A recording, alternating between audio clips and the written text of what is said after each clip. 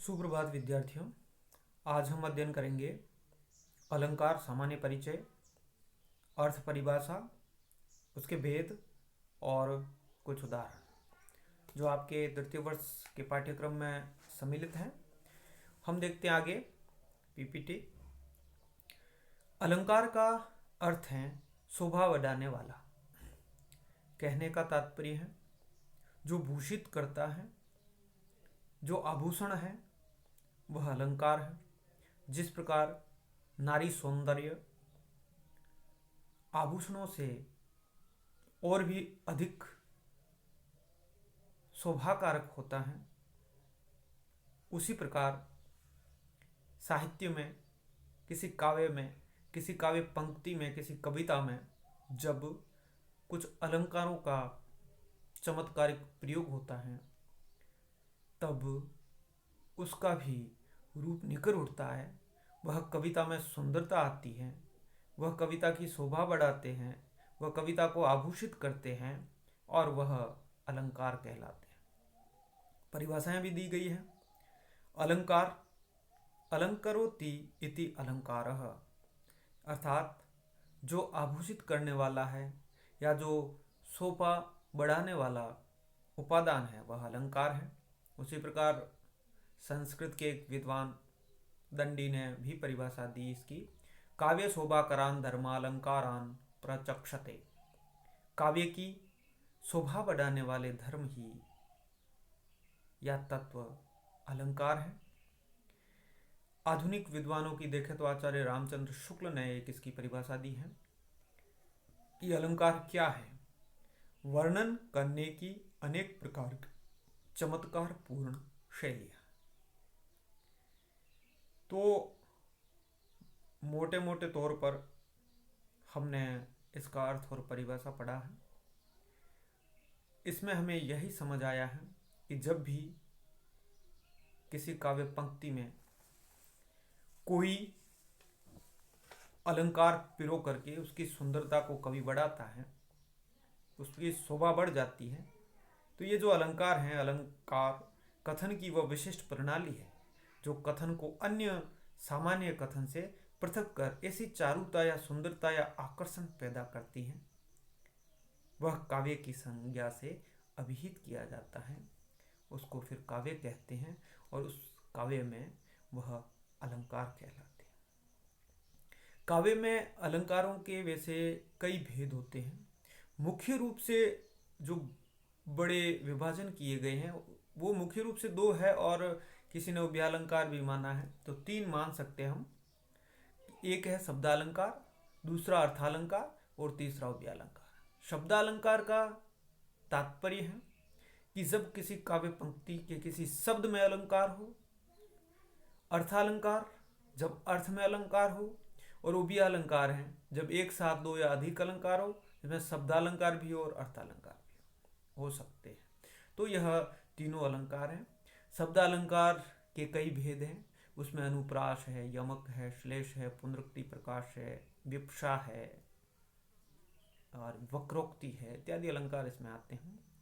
और अर्थालंकार के कई भेद माने जाते हैं, जिसमें उपमा, रूपक, उत्प्रेक्षा, भ्रांतिमान, संदेह, विभावना इत्यादि अलंकारों का इसमें सम्मिलित किया जाता है। हम शब्दालंकार और अर्थालंकार का एक एक उदाहरण समझकर हम समझेंगे कि शब्द में अलंकार किस प्रकार होता है, अर्थ में अलंकार किस प्रकार होता है और इसमें क्या भेद कर सकते हैं हम किस प्रकार से।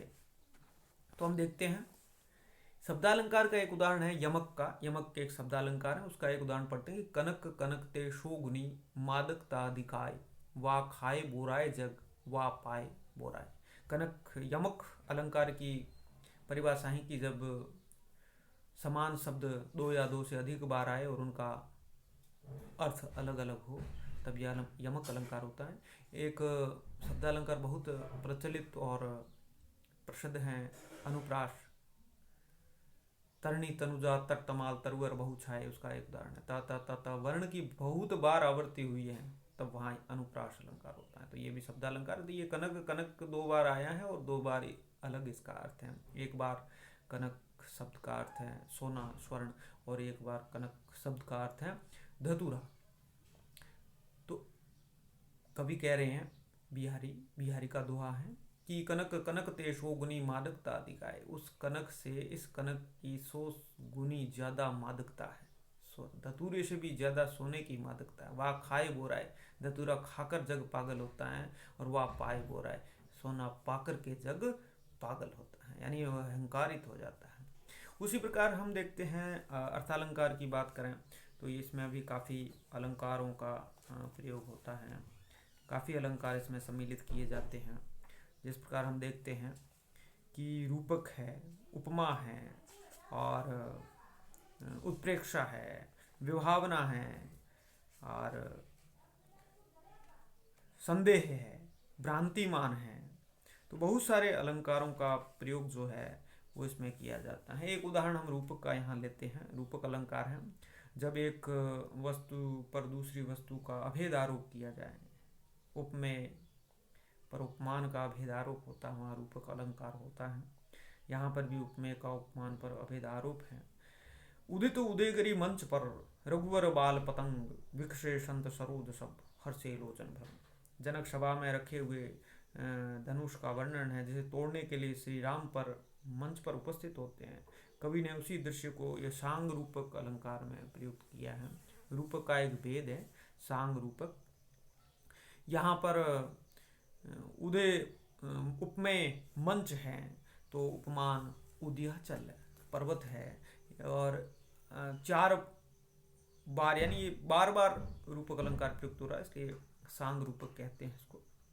यहाँ पर राम जो है उपमेय है, बाल पतंग जो सूर्य उपमान है, संत है वो सरोज उपमेय है संत, और सरोज या कमल है वो उपमान है, और लोचन यहाँ आंखें हैं वो उपमेय हैं, और भृंग है वो भ्रमर है या भंवरे है। तो इस प्रकार जब भी उस मंच पर श्री राम जी उपस्थित होते हैं तो सभी जो संत लोग हैं उनके लोचन हैं बड़े प्रसन्न होते हैं, हर्षित होते हैं।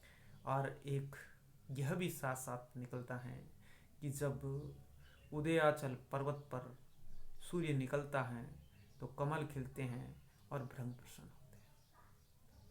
उदित उदयगिरी मंच पर रघुवर बाल पतंग विकसे संत सरोज सब हर्षे लोचन भृंग। तो इस प्रकार यह जो मुख्य रूप से अलंकार की बात हमने की है, यह प्रसिद्ध अलंकार भी है। आज हम इतना ही इसका अध्ययन करेंगे। आगे आगामी वीडियो में और भी पढ़ेंगे। धन्यवाद।